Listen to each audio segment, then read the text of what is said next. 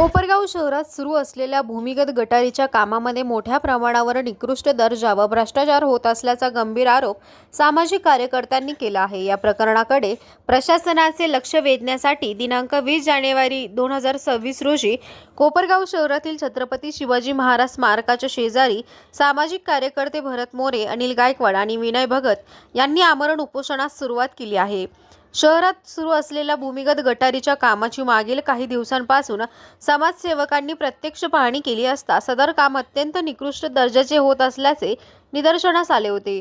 यावेळी संतप्त समाजसेवकांनी काम तात्पुरते बंद पाडत संबंधित ठेकेदार व नगरपालिका प्रशासनाला याबाबत इशारा दिला होता।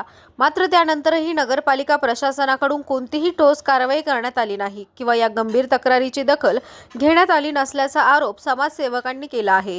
प्रशासनाच्या उदासीन भूमिकेमुळे आणि जनतेच्या पैशातून होणाऱ्या कामात होत असलेल्या भ्रष्टाचाराविरोधात आवाज उठवण्यासाठी आमरण उपोषणाचा मार्ग स्वीकारावा लागल्याचे उपोषणकर्त्यांनी स्पष्ट केले आहे। या आमरण उपोषणामुळे शहरातील राजकीय, सामाजिक व प्रशासकीय वर्तुळात खळबळ उडाली असून आता प्रशासन या प्रकरणात काय भूमिका घेते याकडे नागरिकांचे लक्ष लागले आहे। तुमच्या आमरण उपोषणाला सुरुवात होत आहे, काय तुमच्या प्रमुख मागण्या आहेत आणि त्याच्याबद्दल तुम्ही आमरण उपोषण करणार आहात? आता भरत भाऊंनी तुम्हाला सांगितलं 15 दिवसापासून आम्ही ह्या नगरपालिकेच्या आणि ह्या ठेकेदाराच्या मागे लागलेलो आहे। कारण इथे इतका भ्रष्टाचार चालू आहे, भयानक भ्रष्टाचार चालू आहे। त्या चंबर बांधताना त्या विटाच्या पाहिल्या पत्रकार साहेब, तुम्ही स्वतः पण होते तिथं, आम्ही तुम्हाला दाखवली की वीट कोणत्या प्रकारची, ती वीट अक्षरशः राखीपासून तयार केलेली, राख येते का त्या राखीपासून तयार केलेली, म्हणजे या विटामध्ये सुद्धा यांचा भ्रष्टाचार। आणि आता भरत भाऊंनी सांगितलं खाली सोलिंग पाहिजे, त्याच्यात पण काही नाहीये, नुसतं JCBने खंदून घेतलं, पाईप टाकून दिले। पण या ठेकेदाराला एकच सांगतो, हा परप्रांतीय, याला सांगतो तू या कोपरगावचा आहे ना, जो पैसा आहे ना तो इथंच लावायचा, तू अजिबात त्याच्यात भ्रष्टाचार करायचा नाही। तू जर भ्रष्टाचार केला तर तुला गाडलाच त्याच्या खाली, हे ध्यानात ठेव। याच्या बरोबर आहे ना या नगरपालिकेचे जे काही अधिकारी नाही हे सुद्धा बरबटलेले याच्या बरोबर। का हो, शिवाला काही कळत नाही का? शिवाला काही समजत नाही का? हे 15 दिवसापासून चालू आहे। मग शिवाचं काम होतं विचारायचं, मग शिवानी काय विचारलं नाही? याचा अर्थ याच्यात 100% भ्रष्टाचार आहे असा आमचा आरोप आहे। आणि एक ध्यानात ठेवा, या ज्या ठेकेदारांनी ना हे आज आम्ही आमरण उपोषणाला बसलेलो आहे, यांनी आज बसून हे सगळे जे चंबर बांधलेले जे सगळे पाईप आहे ना सगळे उखाडायचे। इस्टिमेट प्रमाणे काम आम्हाला पाहिजे, नाही तर आम्ही हे काम होऊन देणार नाही। काय ती आमच्यावर गदा येईल ना ती येऊ दे, आम्ही मागं हटणार नाही। आणि याच्यानंतर आता भरपूर सांगितलं आम्ही मंत्रालय सुद्धा उपोषणाला बसणार आहे। इथं जर न्याय नाही मिळाला ना तर डायरेक्ट मंत्रालयात बसणार आहे, सचिवालयाजवळ। हे ध्यानात ठेवावं यांनी, या ठेकेदारांनी काय जो माझा महिना चालवलेला आहे ना हे तुम्हाला सगळ्यांना कळलं। नगरपालिकेत सुद्धा याचं काय नाटकं चालू आहे ना हे सुद्धा तुम्हाला कळणार आहे सगळं। थोड्या दिवसात तुम्हाला कळून पत्रकार साहेब। जय हिंद, जय महाराष्ट्र। समस्त कोपरगावकरांना नमस्कार। गेल्या 15 ते 20 दिवसापासून आपल्या कोपरगाव शहरामध्ये STP प्लांट अर्थात कोपरगाव शहरातील सर्व नागरिकांचं सांडपाणी हे 6 इंची पाईपलाईन मधून गोळा करून STP प्लांट कचरा डेपो सप्तर्षिमाळा या ठिकाणी तो प्लांट होणार आहे। या ठिकाणी सर्व पाईपतून पाणी गोळा तिथपर्यंत जाणार, तरी रिसायकलिंग होणार। त्याच्यावर प्रक्रिया करून त्यातून पाणी बाजूला काढून त्यातला कचरा बाजूला काढून त्यावर खत करून आणि ते रिसायकलिंग पाणी शेतीसाठी म्हणा किंवा सांडपाण्यासाठी ते वापरण्यात येईल असा तो प्लांट आहे। प्लांट खूप चांगला आहे, आमचा प्लांटला विरोध नाही। पण ज्या ठेकेदारानं, ज्या कन्सल्टंट कंपनीने काम घेतलंय त्यांचं काम ज्या पद्धतीनं चालू आहे, कारण ज्यावेळेस नगरपालिकेच्या निवडणुका लागल्या त्या निवडणुका होत असताना सगळे राजकीय पक्ष प्रचारात असताना या कन्सल्टंट कंपनीने त्या ठेकेदारांनी काम घाईघाईनं सुरू केलं। आता कर्मवीर नगर हा पूर्ण परिसर त्यांनी त्यावेळेस खंदून पाईप टाकून त्या ठिकाणी चेंबर केले, पाईप टाकून दिला। शारदानगर वगैरे भागात काम चालू असताना आता काही दिवसांपूर्वी आम्ही समाजसेवक आमचे अनिल भाऊ गायकवाड, विनू भाऊ भगत, आमचे विजयराव जाधव, बालाजी गोरडे असे बरेच जण समाजसेवक आम्ही त्या ठिकाणी गेलो। आम्ही काम बघितलं आणि जेव्हा आम्ही काम बघितलं त्यावेळेस आम्ही इस्टिमेट चेक केलं। इस्टिमेट प्रमाणे, टेंडर प्रमाणे कुठलंही काम होत नव्हतं। मी समस्त कोपरगावकरांना आजचं आमचं आमरण उपोषण आहे, छत्रपती शिवरायांना पुष्पहार अर्पण करून आज आम्ही आमरण उपोषणासाठी बसलोय। मी कोपरगावकरांना आव्हान करतो, टेंडर प्रमाणे काम चालू नाहीये, आमच्या कामाला बिलकुल विरोध नाही, आमचा राजकीय कुणाला विरोध नाही, आमचा नगराध्यक्षाला विरोध आहे, आमचा आमदार साहेबांना विरोध आहे. आमचं फक्त एवढंच म्हणणं आहे का काम हे उत्कृष्ट दर्जाचं झालं पाहिजे. ज्यावेळेस आम्ही ते काम एस्टिमेट प्रमाणे चेक करण्याचा प्रयत्न केला, ज्या ठिकाणी चेंबर आहेत आता टेंडर प्रमाणे जर विचार केला त्याचा बेस हा 6 ते 8 इंची बेस असला पाहिजे, कॉन्क्रिटीकरण असलं पाहिजे, त्याच्यावर वाळू आणि मुरुम असली पाहिजे आणि मग ते बांधकाम झालं पाहिजे. त्या हिशोबाने हा बेस तयार पाहिजे. आणि चेंबर साठी ज्या विटा वापरल्या जातात टेंडर मध्ये उल्लेख आहे फ्लाय ऍश वीट वापरायची नाही. भाजलेली वीट, आपली जी लाल रंगाची वीट आहे तीच वीट त्या टेंडर मध्ये उल्लेख केलाय. मग हा ठेकेदार जो कन्सल्टंट आहे, जी कंपनी आहे, मग ही काळी वीट, ऍश वीट, राखेची वीट का वापरतायत जे टिकणारच नाही. आणि त्याच्यानंतर जर महत्वाचं चेक केलं, ज्या ठिकाणी पाईप अंतरला जातोय 6 इंची पाईप गल्लोगल्लीतून रस्ता सेंटरला खंदून, मग ते कॉन्क्रिटीकरण असू, डांबरीकरण असू, मुरमट रस्ता असू, कुठली वहिवाट असू, ती सेंटरनी खोदणाऱ्या त्या ठिकाणी पाईप टाकतायत.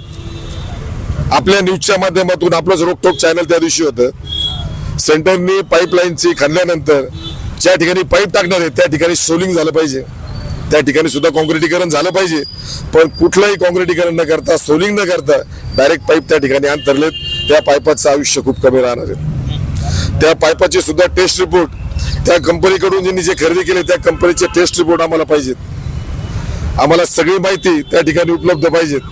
आम्हाला जर या ठिकाणी कोपरगाव शहरात आम्ही ज्या ठिकाणी उपोषणला बसलोय त्या ठिकाणी जर आम्हाला न्याय मिळाला नाही तर आम्ही मंत्रालयात नगर विकास खातं, त्याचे प्रधान सचिव गोविंदराज सर यांच्या दालनासमोर आम्ही सगळे उपोषण करते, सगळे समाजसेवक आम्ही अन्न पाणी न घेता आम्ही आमरण उपोषण मंत्रालयामध्ये गोविंदराज सरांच्या दालनासमोर करणार आहोत. याची दखल कोपरगाव नगर परिषदेचे सीईओ, कोपरगाव नगर परिषद, इंजिनियर, ठेकेदार आणि जी कन्सल्टंट कंपनी या सगळे जबाबदार हे राहतील.